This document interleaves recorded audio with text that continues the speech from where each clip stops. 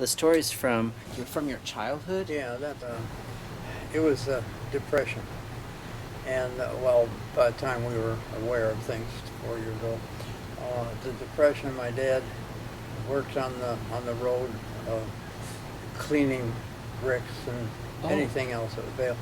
But the thing is that we lived on Wheelock Road. Yeah, we had a backyard. It was all sand. I guess I'd mentioned before. So we didn't know any better because we didn't have any TV. We didn't have any cell phones. We didn't know what the other part of the world was. We just thought, oh, this is the way it is. And so across the street was a kind of a park, and there were people playing softball down the hill there. We could watch them. But Bob and I would spend a lot of time. It was a dirt backyard. So I explained once to somebody, we would make roads and bridges out of whatever was available. And what we did was we used small sticks for cars, bigger sticks for trucks. Interesting. And we just spent a lot of time. I don't know what we were doing. And we went to a school there, but it was a long walk each day. But it was, then somewhere in there, about a third grade, we moved further out, and 898 Alhambra Road. The one I've seen. And so then I think, no, we still had a year or something in grade school, but then we had to go to Collinwood junior high, and that was a big. The only activity we got was not in school because it was just too big.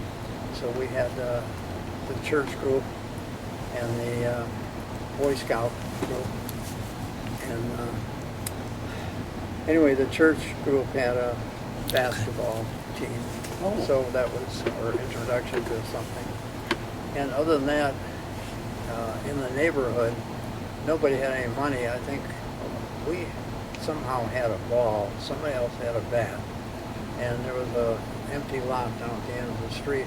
So any of us that were free, we'd go down with it, there were 4 of us or 6 of us, and set up some kind of bases.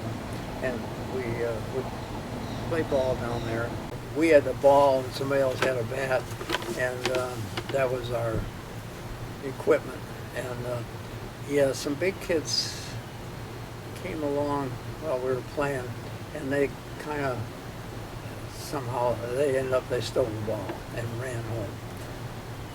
I got home, of course, we're devastated. I told my dad, I said, he said, do you know where they live? And I said, well, it's on the next block over. And I think I know. So he marched over there and to the door, and I'm on the street listening to somehow he got the ball back.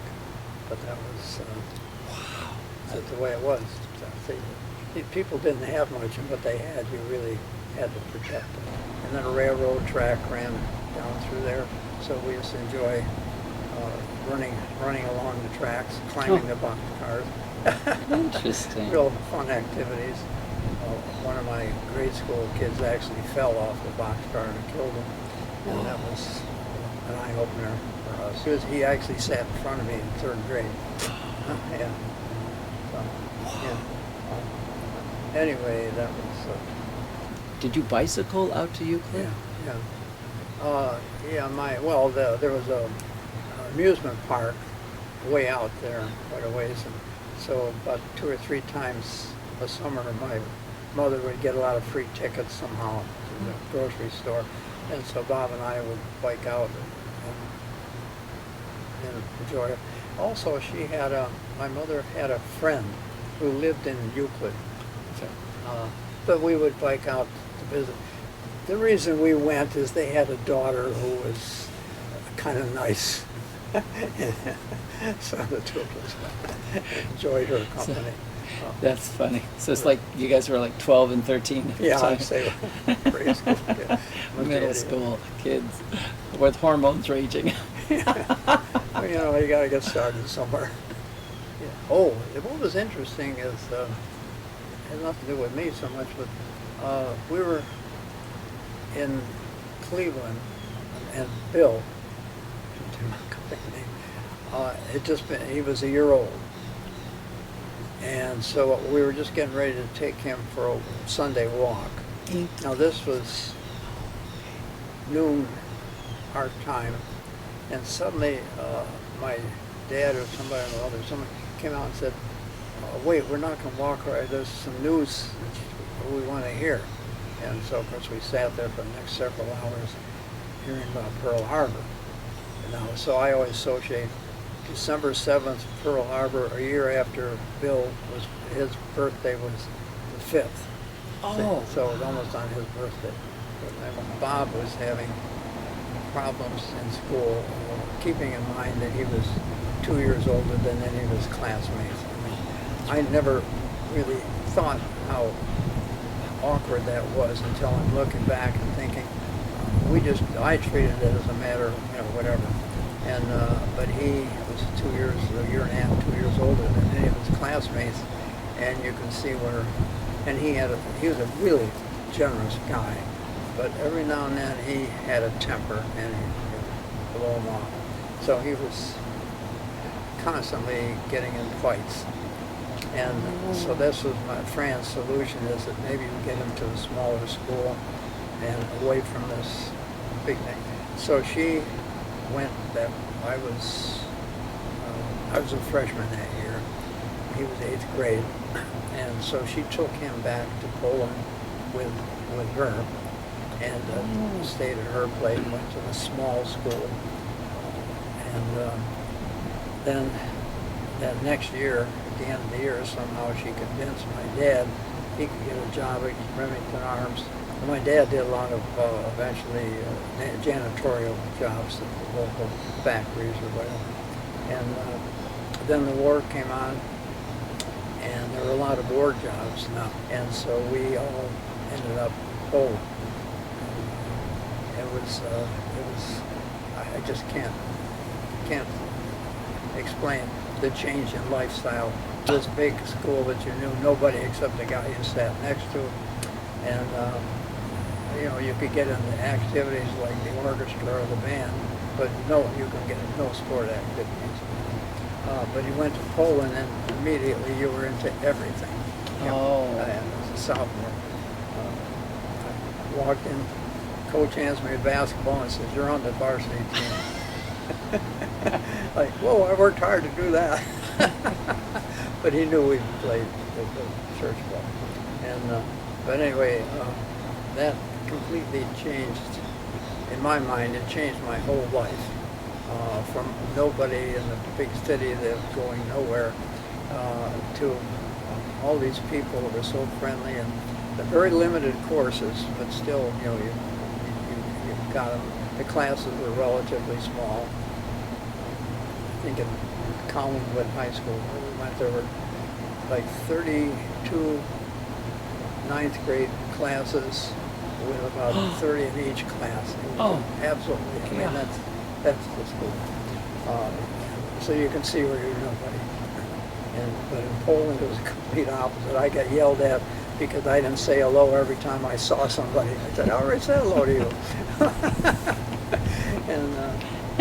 But anyway, we had 8-man football, touch football. See, those schools didn't have money for heavy equipment. So it touched behind the back, below the belt. You almost had to tackle somebody to do it. I won't get into that. But we had, baseball, football, and basketball. They were, with other teams.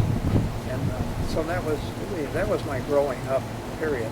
And I didn't realize, appreciate it until I look back. Right. And then, we didn't have a car, and so everything was on bikes. And I don't know. So just summers or weekends, you had to go somewhere, and we'd either just take a bike ride, or we'd go to some lake, and come back, things like that. Yeah, everything was by bike. Because by then it was the war was going on? Oh yeah. I was finishing the junior year. Bob's a sophomore. He got into a fight with this kid, and so they didn't know what to do with him. couldn't really throw them out. There's no alternative to that. So anyway, instead of wrestling with that, my mother was at her wit's end. He just quit around sometime in May, and he joined the Navy. And that was the best thing that happened to him, because he became an individual. He loved driving boats, and so he was one of their top landing craft drivers. And He was in Okinawa, was he? yeah, he ended up in Okinawa landing craft and all that stuff. Yeah, he got into it. Fortunately, he got out of it. At that time, they were attacking the big ships, not the low ones. So, and so then, as everybody, most people were doing, when I graduated the next year, of course, I joined up. And then, of course, then that was 1945. And when the Japanese found out that I had joined up, that's when they quit. That they blamed it on this stupid bomb. But they knew what they were up against. We started out at Sampson, and then I was supposed to go into a quartermaster school, guy that navigates and things like that. You were at Sampson Navy base, Yeah. and the rumor started going about you guys weren't told about the bomb. We were getting very little. We didn't have any news, but you have some hearsay, and yeah, somewhere in there, we got the wind that there was something going on, and of course, we couldn't imagine an atomic bomb and things like that. Yeah, but eventually, we figured it. Well, we found out they had surrendered and things like that. We had no news source. My cell phone wasn't working. And since then, all of a sudden, they were starting to have people, leave, and so they needed somebody with a math background to handle all these, the payroll thing, because you had to not just pay by the month, you had to go back and find out all the things that they did and whether they got paid or not, and this and that. And some of them are, some of those guys are in 4 and 5 years, and they had a pretty complicated background, and from submarine to other duties that paid differently and whatever. So it was pretty complicated, but that's what I ended up doing. That was Lido Beach. Lido Beach. And there's a connection with Grandma Agnes? It turned out that during that year, she, as a volunteer, did something there. She sewed on some emblems on the uniform, discharge, or I don't know what. She sewed things. Yeah, so it was kind of a disappointment that I didn't get into this quartermaster thing, but I don't know, I told you, in hindsight, it's just as well, because I would have still been, in there. You get into that, they're going to keep you there. And so I would have missed out going back to school like I did, and going to college when I did, meeting Ruth. I wouldn't have met her. Right. And so by doing what I did, when I got, I was only in for that year and a half, and I went back to high school. We called it PG, as long as you took 2 courses, and you're eligible to play on the ball teams. And that was really the incentive to play on the ball team. But then come February, I could no longer play in ball games, but that's all right, because I decided to go to Albany. I was going to go to Union, because I wanted to be an engineer, but I couldn't get in there until September. So what the heck, I'll go to Albany, it's called Albany State, and I'll get caught up on my studies. Like, I can remember the difference between a sine and cosine. And so that was good, but while I'm there, it's like, oh my God, this is the life I would like. And so, stayed there, and that was good. Because we came in the middle of the year, there was no room in the, quote, dorms. And so there was an old barracks building about 5 blocks down the road. And we're asking, why are you having us stay in barracks? Don't we deserve something better? And the answer is, well, you guys are used to it. Yeah. And So we were completely on our own. But we had a group of 13 guys, and in that barracks, and so we created our own softball team and our own football team, basketball, but that way we got into the activities right away and got to know people. But we had this that third what the heck did we call it? The Angels. There were 13, and that was our team. And a funny story. While we were at this, we call it St. Mary's, that was the barracks thing, and we were on our way to go get our evening greasy spoon meal, but we stopped on the way, and there was a field kind of next to it, and we had our gloves, so we had a brother. We were playing catch and doing some stuff, and then we went on and ate. And so when we came back, there were some guys there, hitting balls, and so we just went out and started shagging whatever was hit to us. We had no idea what this was all about. So as we're getting ready to continue home, the coach comes up and says, "Okay, you guys, grab your uniforms on Monday and we'll start." So I was on the college baseball team. Albany State team. That's great. But you have to remember, at that time there were not too many men That's right back from at war. the school. So anyways, Oh my God. God, I was really fortunate. That spring, we were really difficult to find places to eat. It was costing money. We didn't eat much I didn't eat any lunch and a little bit, right? And then we would go out and to a greasy spoon thing and get a cheap meal, and that was our main thing. So yeah, we were fortunate somehow. My roommate in this barracks, and his brother, who happened to be there too, had found this job at this girls' boarding house, and they needed another person. So, why don't you join? Oh, I'd love to. Because you got your meals, and worked for 2.5 hours in the evening and a little bit on Saturday, and took care of the one thing that I really needed was the meal, and so that worked out real good. And, anyway. It was just, the school was small enough, and the people were very, the students very friendly, and of course Ruth and I somehow got very active in different things, and so that was good. We really knew an awful lot of people in our class and the class behind it. And how did you meet Ruth? Well, I joked that we tumbled onto each other. I knew her, but we both were in the gymnastics team to get together, and so we did a lot of trampoline work and other kind of thing. But the big thing was, she had a boyfriend, I had a girlfriend, kind of, but Ruth and I, somehow we met at noon in what we called the Commons, and they played music, and she liked to dance, and I got into it. So the two of us would dance. That was our lunch hour, if you want. And so we talked about her boyfriend, my girlfriend, and finally we decided to just eliminate the middleman thing. And so the two of us start going out together.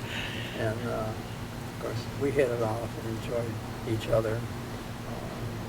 And then, of course, in those years, you didn't start living together unless you were married. Right. So, yeah, she was in the sorority, and she kind of worked. That was her, I guess, paid some. But I made the mistake of joining a fraternity. I told you about that. I don't think so. Well, But, that's a different story. I found out after I had joined that they didn't allow Jewish people or black people in the fraternity. Well, that didn't set well with me, and so I didn't make a big deal of it. I just quit. But I guess that was a big deal, because I would meet people in the hall who would come up and congratulate me. Whoa. And then I'm saying, well, I couldn't live with that. And then that spring, there was a concert or something, and this guy came up to me after the concert as I'm leaving, and he was from the State Department. And he said, I've heard about your problem. He said, well, you know, I was a KDR member a long time ago, but he said, I heard what you did, and he said, you know, you were right. And I said, well, I mean, I'm not making a big deal. It's just that I can't understand a teacher in an organization that has this attitude. Right. So to me, so I, you know, that's all.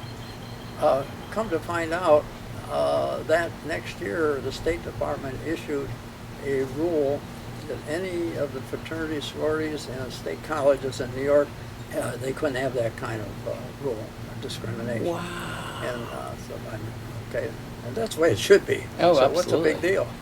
Wow. And, this was the late 40s, 1940s. Interesting. And when we got married, we were seniors, and so even though they didn't have any female dishwashers, waiters, or whatever you want. Ruth got to know the woman that ran the place there. You know Ruth, she fits in real well. Yeah. And so she had her come and help out a little bit, but mainly stay there and have her meals there. Oh, I nice. can't remember how they did that. But that was another lifesaver. Interesting. And Ruth got through the fall semester, her master's, but then the school would not allow pregnant women in the class.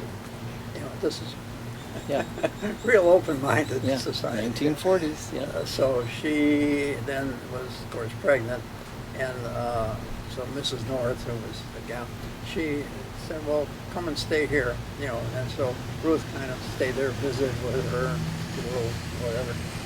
But anyway, so Ruth spent most of her days, particularly in the winter or spring, it was cold, so she spent her days, you know, there. And because that night you were at in the trailer, or we had this small trailer and electric heater, and that was it.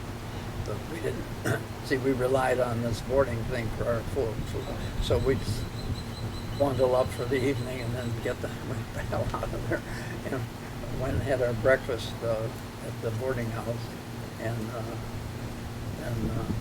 then she'd stay there. Yeah, so that boarding house was financially safe for us. wow. Don't really know sometimes how lucky you are. Things just come along. Let's see, I stayed there to do my master's. I was lacking. See, I came in the spring. By the time I took maximum hours thereafter, but come graduation, I was lacking 2 hours, 2 credits. So they would not let me even, you know, pretend to graduate. Today's they would let me. But anyway, that spring, we had to start looking for a job, so I lined up about 7 or 8 schools out near Rochester or Syracuse there. And so we went out there, spent actually 2 days. We stayed overnight at her aunt's. And they were all about the same thing, you know. But then when I got to Clyde, I guess they knew it's my graduate year. I did a lot of coaching at the local school. So I had coaching recommendations on my. Anyway, in addition to a math teacher, I realized they were looking also for an assistant coach, football and baseball and stuff like that. So they started to offer the $2,800. That was the going. That was a good price for beginning teachers. And so one place wasn't any different than the other. So so when I went for the interview, most of the board members and the principal and stuff were there, and they said, "Why don't you go wait in this other room and let us talk? We'll be back." And about a half hour later, how would you like 3150? Which was absolutely astounding, you know, considering everything. I said, and then you'll be coaching, you know, assistant coaching football and baseball and whatever you want to do. That sounds great to me. I'm already lined up for just what I want to do. Oh, that's amazing. And then those 7 years in Clyde turned out to be really the greatest teaching years, because you were so engrossed with the students and the activities, and you had the kids for more than 1 year in class. Oh, right. Because normally, like, you went to Shaker, you had them for 1 year and they were gone. Oh, I see. By the time we got to Clyde, Dave was born, he was a couple months old. We were staying with this couple on the second floor, that's a rental, thing. Yeah, so while we were there, I'm thinking, I don't know I know. In the summers, I was working as a carpenter's helper. And so I learned a little bit about how to build a house, I guess. So I thought, I can do this. And there was a vacant lot about 2 doors down from where we were. Oh. And I said, let's buy that lot and we'll build a house. And so it had to be different, not a normal house. Right, definitely not. And so I, that was just designing it and whatever. And then it took us several years to build it. Right. And Ruth did quite a bit. She did, I'd lay the blocks for the basement on the corners, and during the day she'd fill in, even though she had Dave to take care of. And then when we got to the roof, this couple a couple of summers later, she's up there. She has a nail in the middle of remember it was kind of somewhat slanted. She had a nail in the middle of the roof with a rope on it tied to Dave. So while she's nailing boards, He's playing on the roof? He's tethered. No wonder he's an engineer. He grew up on a roof. Anyway, there's a lot of little things that were How funny kind is of that? unique. Then you had a problem with the walls started to cave in? Oh, that was after we were in it. It got to be a really heavy downpour, and I could see the walls starting to crack. And fortunately, there were a couple of 2x12s in the basement that I was going to use for something. Fortunately, so I took those 2x12, whatever, and I arranged them and braced it against the wall and pounded some wedges in, and then just prayed. And so not only did it keep the wall, but it actually set it back a little bit. So anyway, after that I built some partitions. Oh, I see, okay. But you live and learn. But, Yeah. Also, I'm very fortunate. I had that lumber. This was like 2 in the morning. Albany was just starting a doctoral program, so I wanted to get involved in that. So I decided I wanted to. I was thinking about maybe trying to find a school in that area, and somehow that spring I got invited to go to the State Department. There was a group of 7 of us to develop this 12X math program. How the heck I got invited, I have no idea. I'm out in the middle of nowhere in this small school.